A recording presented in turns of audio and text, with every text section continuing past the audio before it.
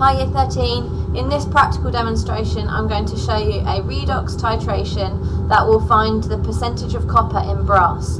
So I have already pre-measured out the correct mass, so I've got 2.70 grams of brass rivets here, and I've moved to the fume cupboard because I'm about to add concentrated nitric acid to my brass rivets. This is to get the copper that's in the brass. It's a copper zinc alloy.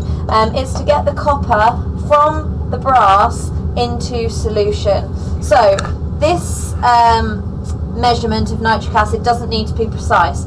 The mass of the brass rivets did need to be precise. I've already written that down. It's 2.70, whereas I'm just going to add about 20 centimetres cubed of nitric acid to my beaker. I'm doing it in the fume cupboard. Have a think about why that's going to be the case. Okay, I'm just going to refocus so you get a nice clear view of it. Okay.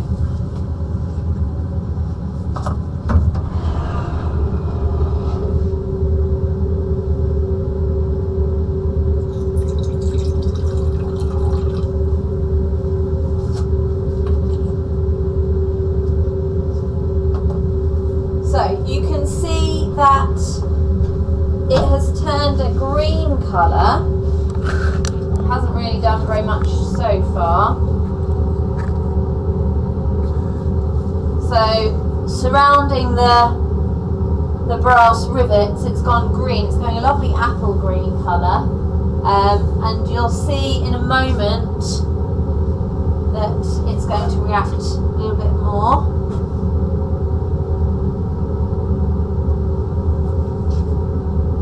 So you might be asked a question in an exam to describe the observations that you would see. So remember, if you're asked for observations, you need to describe what you can see, not what you're inferring the observations are telling you.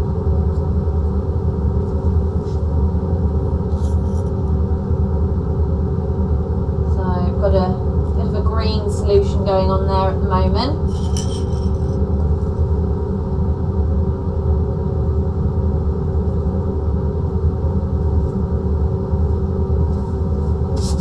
So it does potentially need some warming. I don't know, I think my hands might be too cold to actually warm it up.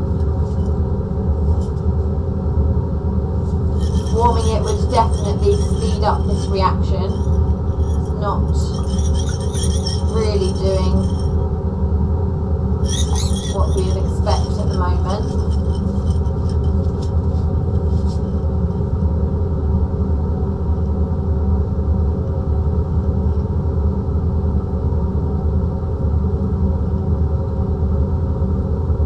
Still some bubbles forming, so there is some fizzing happening.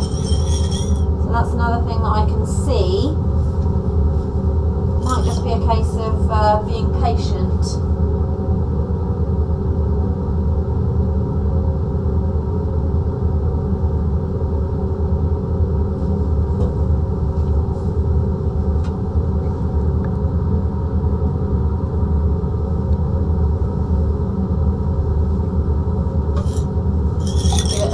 Well, it might help.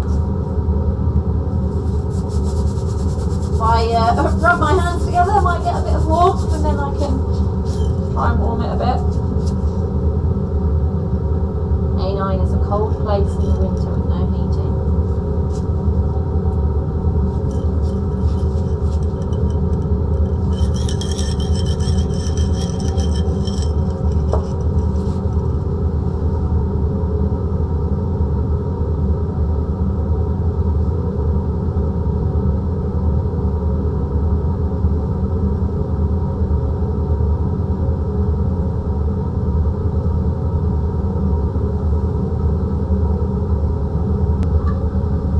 Okay, so now things are starting to go a little bit faster. Don't know if you can see, might just need to move that slightly. There's some brown fumes being formed now. This is the reason why I've got this happening in the fume cupboard. Yeah, there we go, the reaction's happening much better now. We can see that there's lots of fizzing, lots of bubbling, and we've got the production of a brown gas. Have a think about what that brown gas is.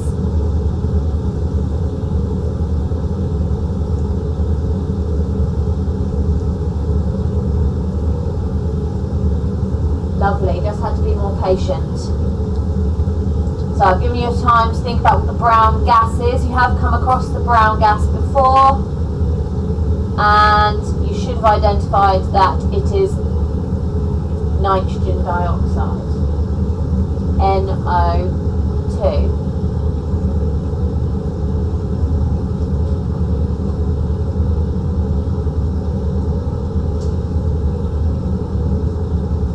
So we'll leave it in the fume cupboard until it has finished reacting.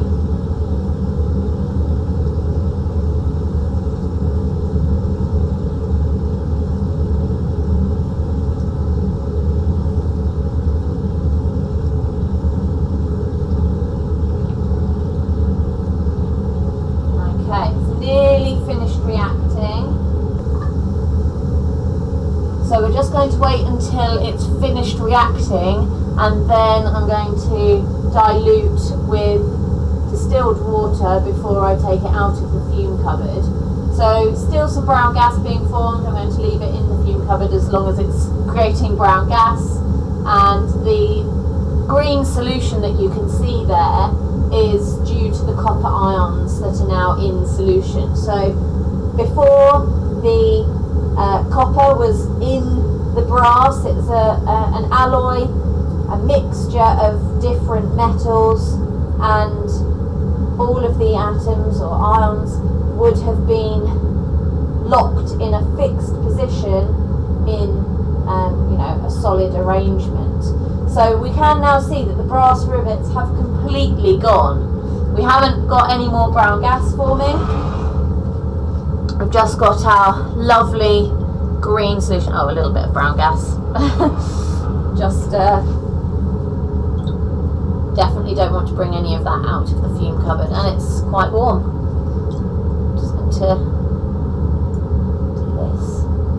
Okay, if I add my distilled water now, that should make it safe to bring out of the fume cupboard once I've diluted it. That dark green colour is going to be diluted as well.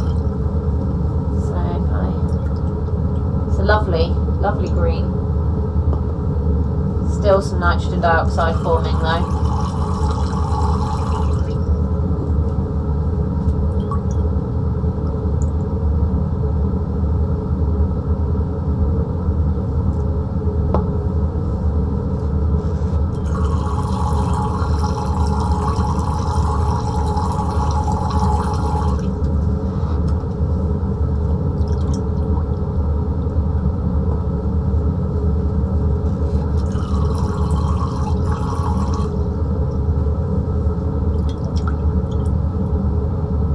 Like an emerald green colour.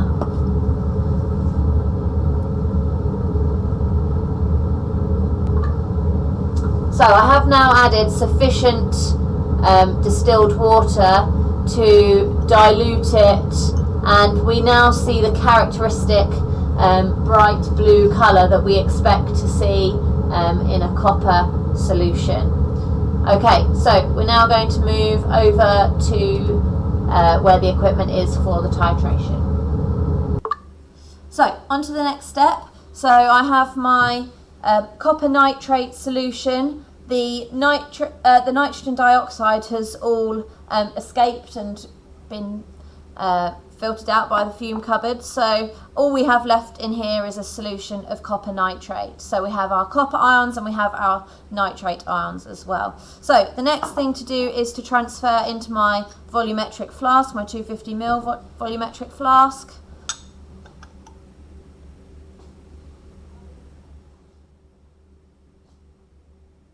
I added up to about 100. So what I'll do after this is add some more distilled water to my beaker so that I can rinse it and then pour the washings into my volumetric flask as well.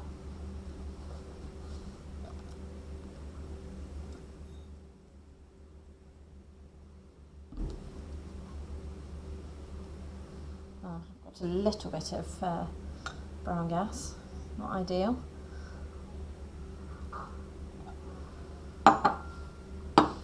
Just take the lid off my distilled water bottle just to give my beaker a final rinse. Don't want to lose any of our copper nitrate.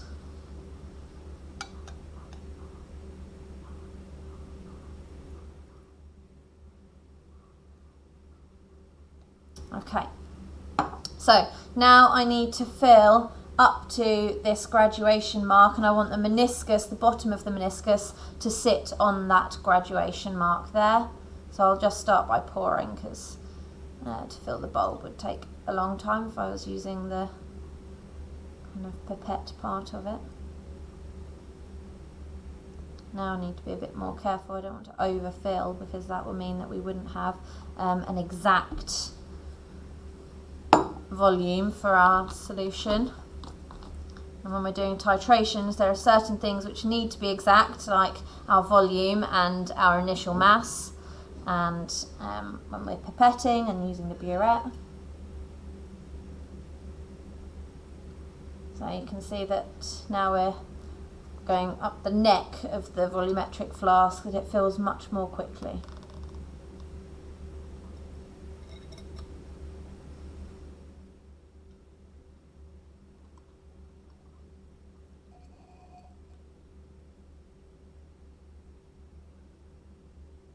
Okay, so bottom of the meniscus is just sitting on that graduation stopper, and invert, making sure I'm not going to spill anything. Just invert a couple of times to ensure that we've fully mixed.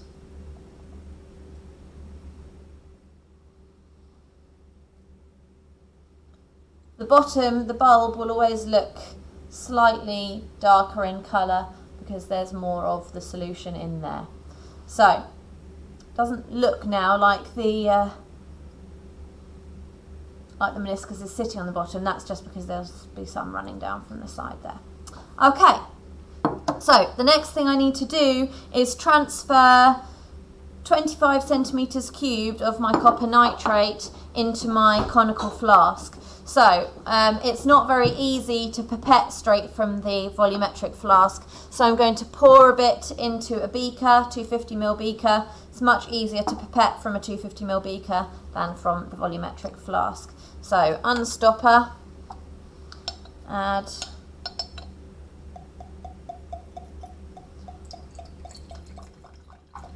if I put about 50 in, that should be fine. Back on. So make sure my pipette filler is securely on. Just check by making sure that it doesn't fall out when you try and do that. Okay, now rolling the wheel towards me.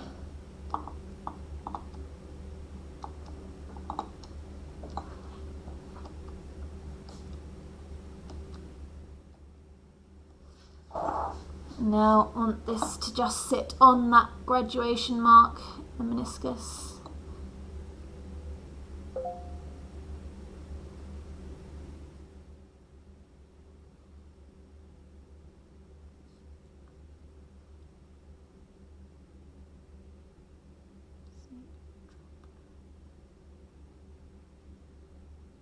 Nope, just a tiny bit more needed.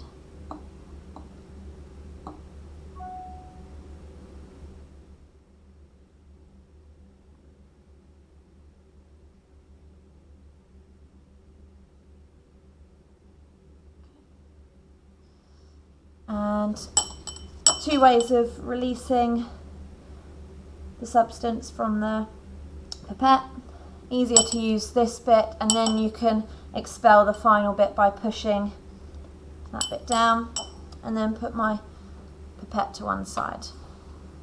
Okay, so I have exactly 25 centimetres cubed of my copper nitrate in my conical flask now. Okay, the next step to carry out is to add sodium carbonate in excess.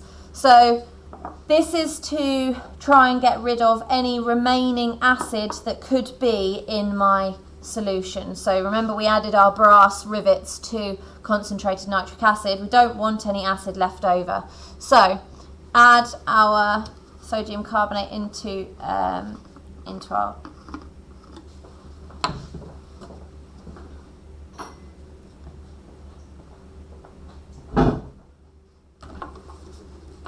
probably easier from a beaker, otherwise we don't want to contaminate anything.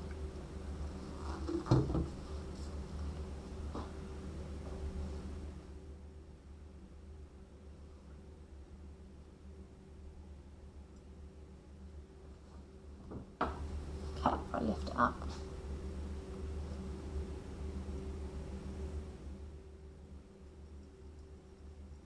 Okay, we can see there was a little bit of fizzing there. So that's the observation we need to see. Add a little bit more. If it still fizzes, it means there's still acid there.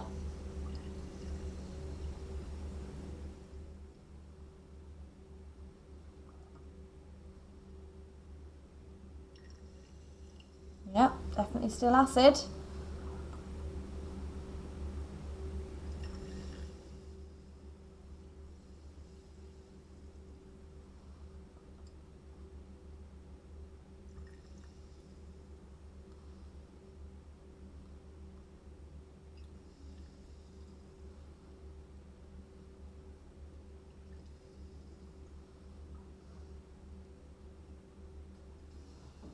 A bit of a swirl, still fizzing quite a lot.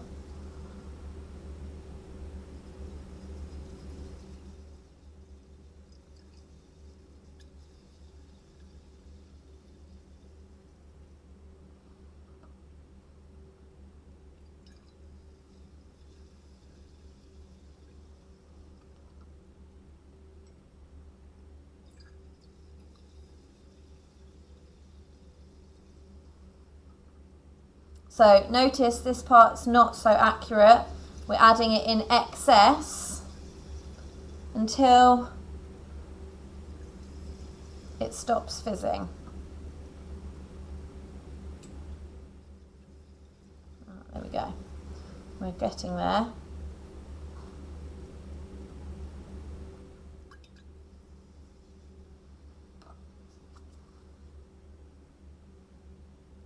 So we can see that we've actually got a colour change now, and we've got a precipitate that has formed.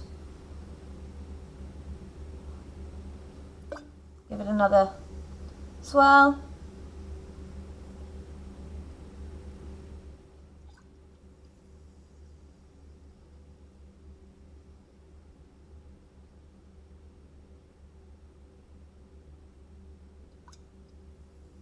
We can see that it's no longer fizzing a huge amount. Okay.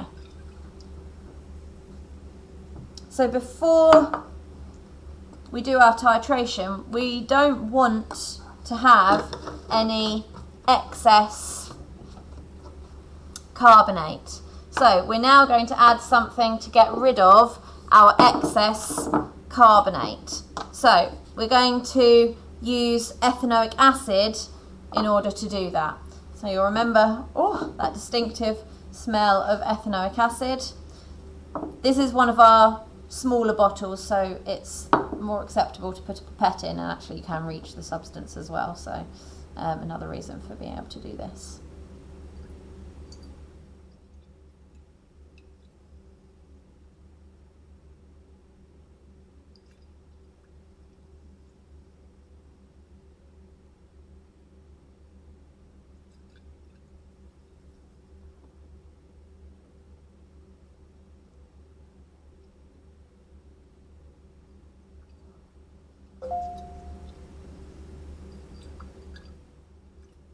Again, this isn't one that has to be precise. We just want it to use up our carbonate.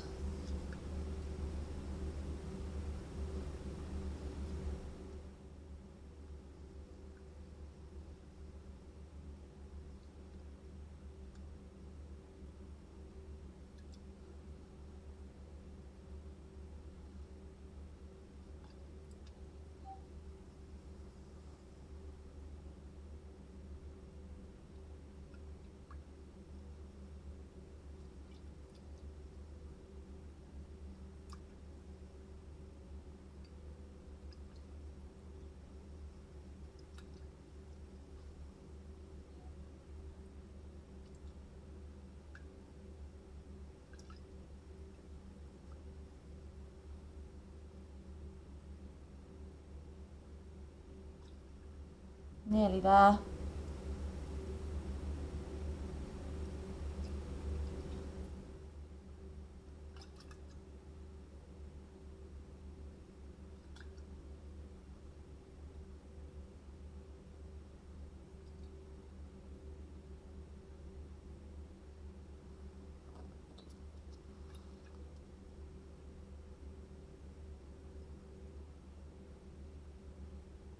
Okay, I think that's about right now.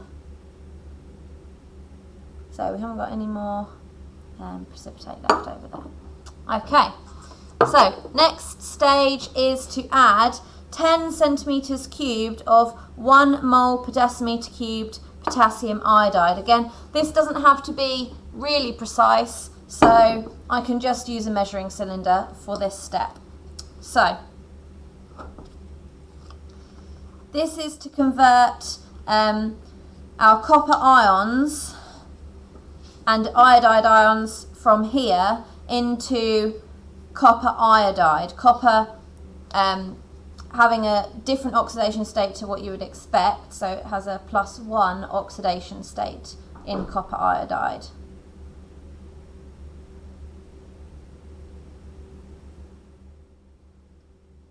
Okay. So makes copper iodide and iodine. So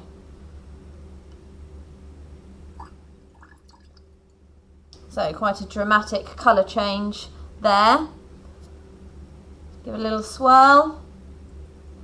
It's gone quite a builder's tea colour. Okay.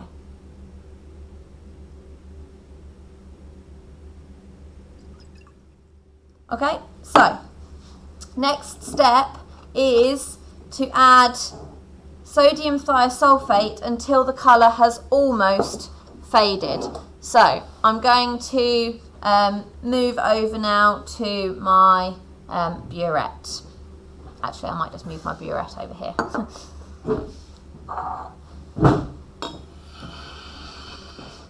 Okay, so I've got my burette.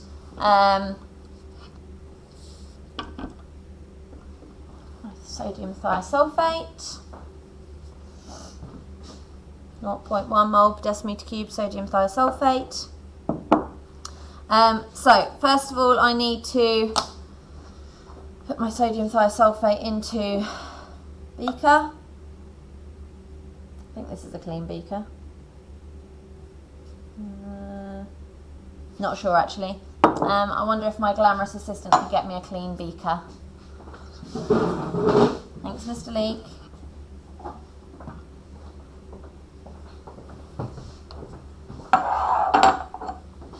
It's just easier to pour into a burette from a beaker rather than a bottle. Okay, I've moved my burette a bit lower so I'm not pouring it above eye level. I've checked to make sure my tap is closed.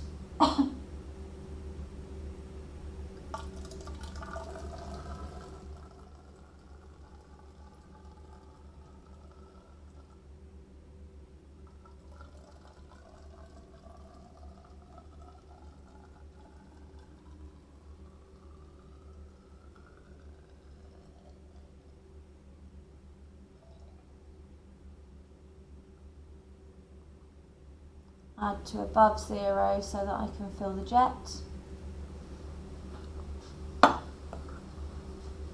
Taken my funnel out, good practice.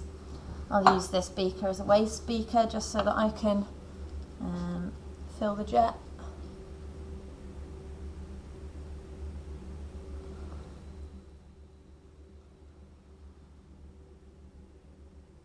Okay, and meniscus needs to just sit have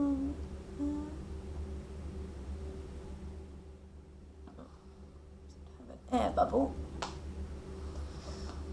Okay, lovely.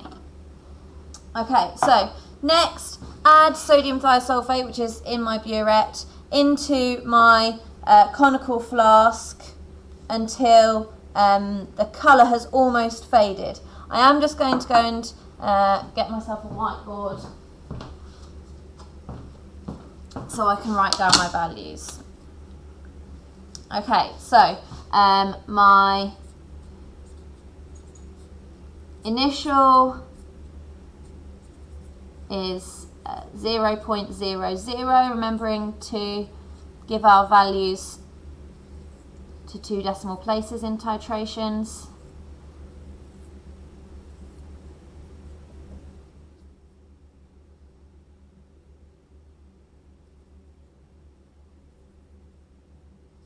So, my results table, got my final volume at the top, my initial volume in the middle, and then the final titer is when you take off the initial volume from the final volume. So, pop that to one side and start my titration. So, until the colour has almost faded. So, important in this case to be looking at the colour of the substance in my conical flask. It doesn't really, I don't need to be looking at the burette. So, swirling with one hand, controlling the tap with the other. Sometimes it's actually easier to do that with your dominant hand, so if I turn this around, I could probably swirl more easily with my right hand.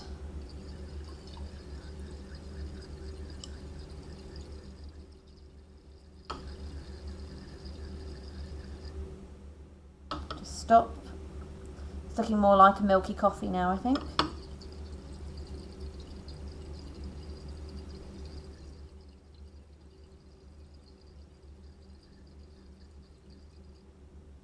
Again, just stop for a moment, look. You can definitely still see milky coffee colour, so I'm going to carry on until the colour has almost faded. Okay, so definitely a very different colour now, much paler. So what I need to do next is add some starch. So I'm adding just 1 centimetre cubed of my starch. Have a think about why we might be adding starch. So again, I'm just using a normal drop-in pipette, so accuracy is not paramount here.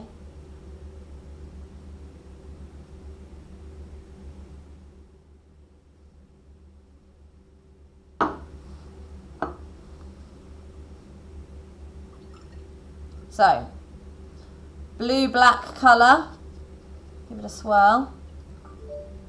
The colour has pretty much disappeared. Add a little bit more.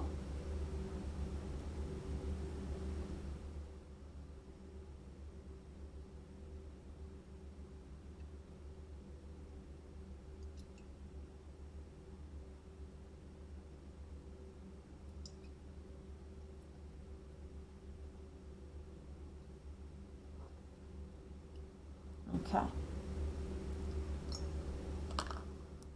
So there is a slight tinge now. We've changed the colour slightly. Now, going to continue to add my sodium thiosulfate until this colour has disappeared. Okay, we can see now that there is a slight tinge of blue-black. So again, I'm just going to, oops, be careful not to lose any drops. Turn this around and add, possibly just drop-wise, so that we don't miss our end point.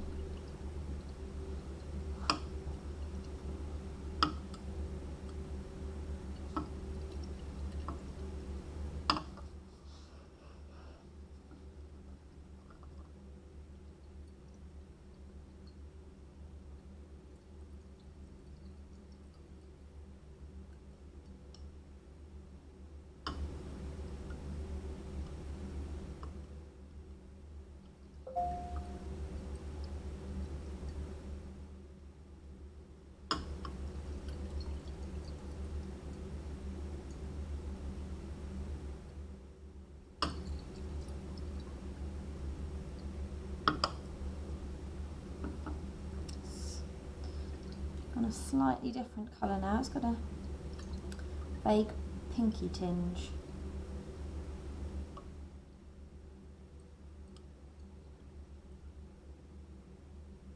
Gone kind of vaguely whitey now.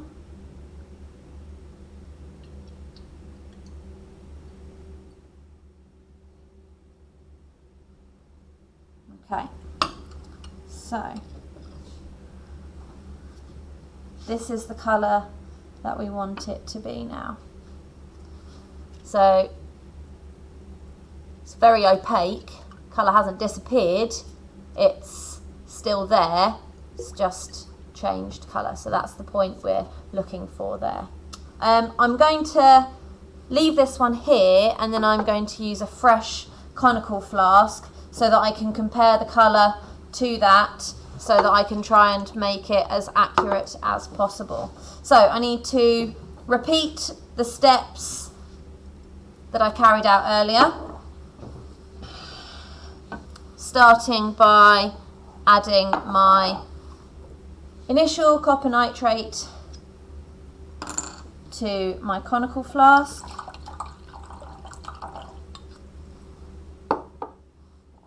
Using my pipette. Oh, nearly forgot. Need to record my final volume.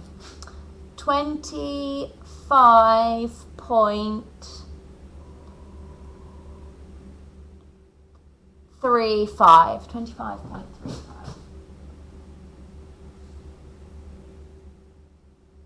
So if my final volume was 25.35, my initial was 0.00, then my titer is also 25.35. So I need to try and see if we can get concordant results within 0.20 of each other. I'll come back to that in a moment. Okay.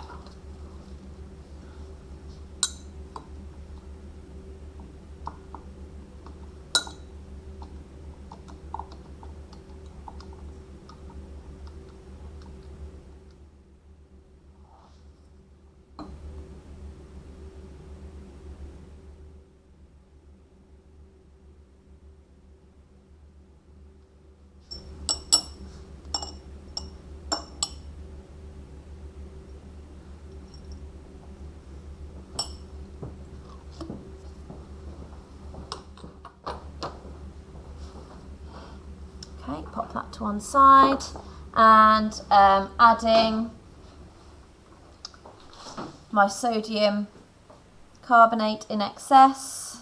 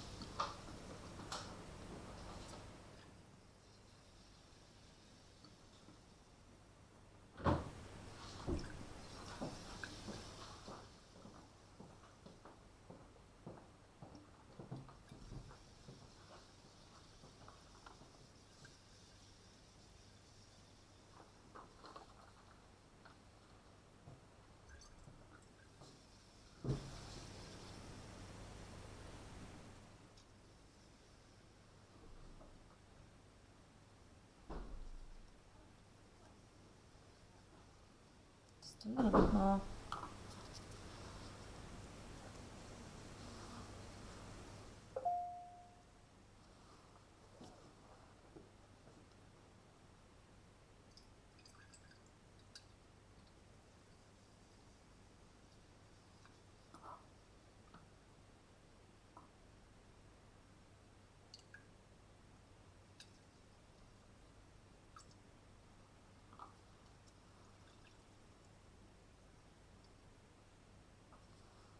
Okay.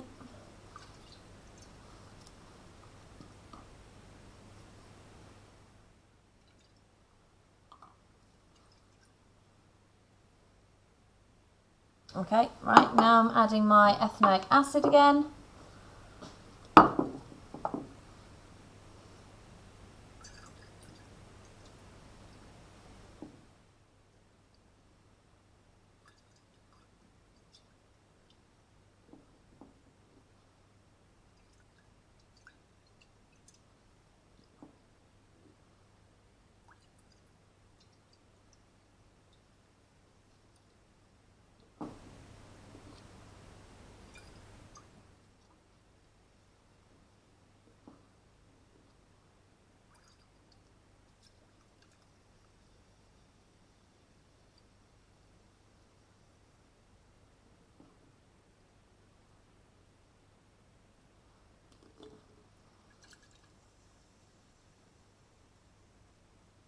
Nearly there.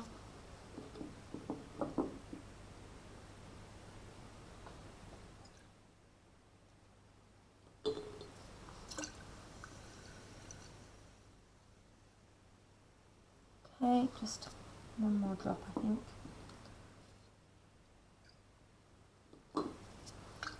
Okay. I think that's just about right. Okay, so moving on to the step again where I add my 10 centimetres cubed of potassium iodide.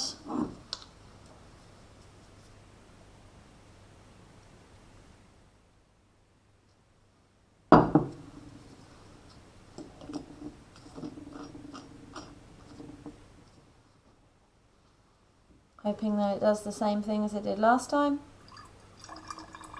And it does. Nice pretty colours.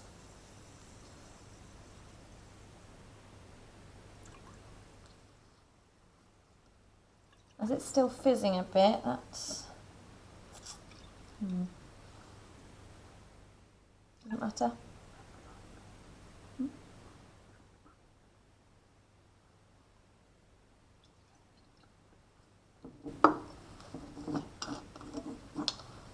Not quite right. Add a little bit more potassium iodide.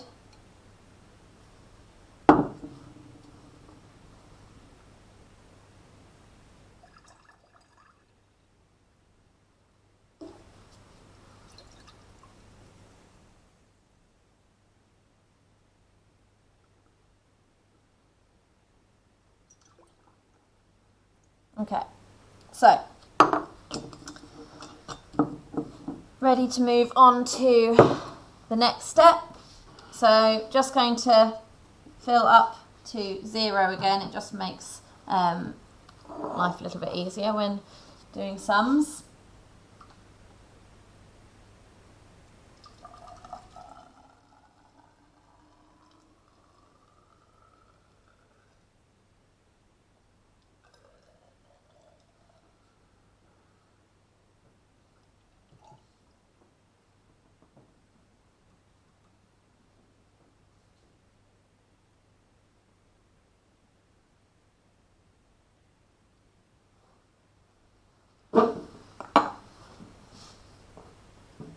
Just run a tiny bit off to make it exactly at 0.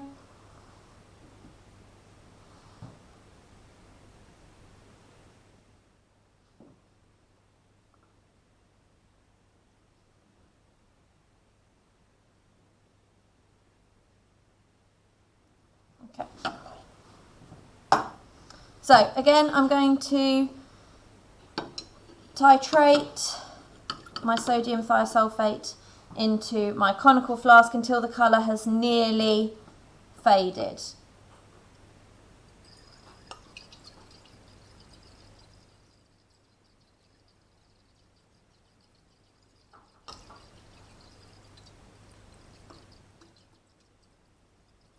I do very much find it easier to swirl with my right hand.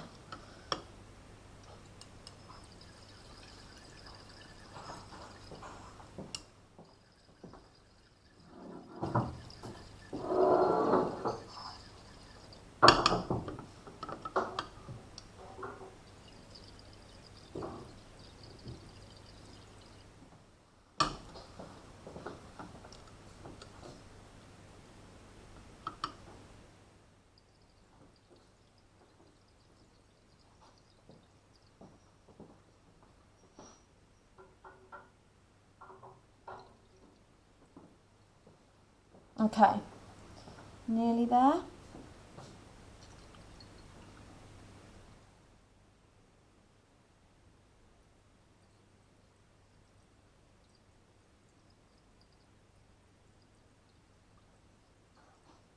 Okay, it's got that pale colour again. So now I'm adding my 1 centimetre cubed of starch.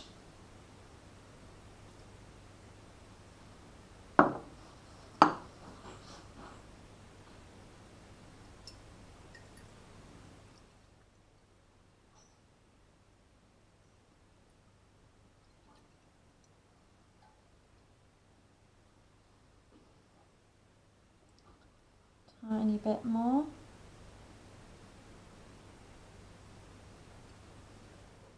You need to be able to see the blue-black a little bit.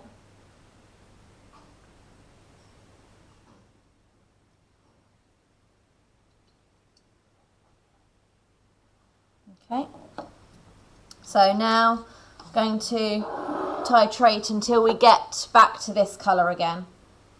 So we've got that as our baseline colour that we can try and get it to. So again, looking at the colour, not the burette.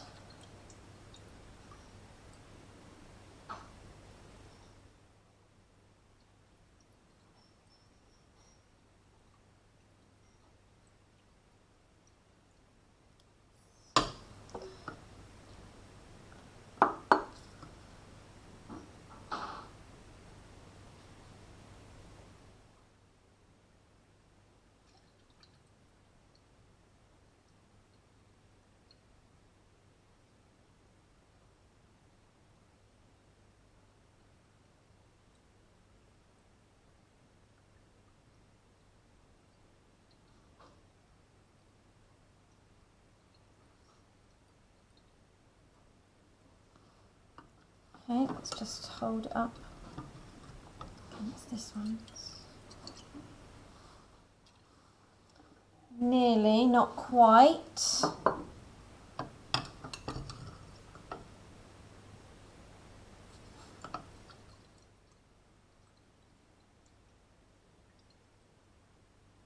Okay.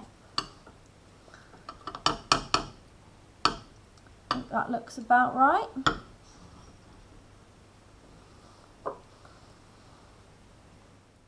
So let's have a look at our final volume.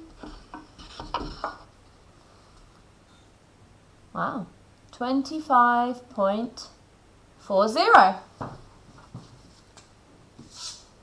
So our initial reading was 0.00. Our final is 25.40. Titer 25.40, and we don't need to do a final titration as we've got very much concordant results there. So the rest of the calculations and discussion will be completed when we have our live lesson. Thank you for watching Year 13, and goodbye.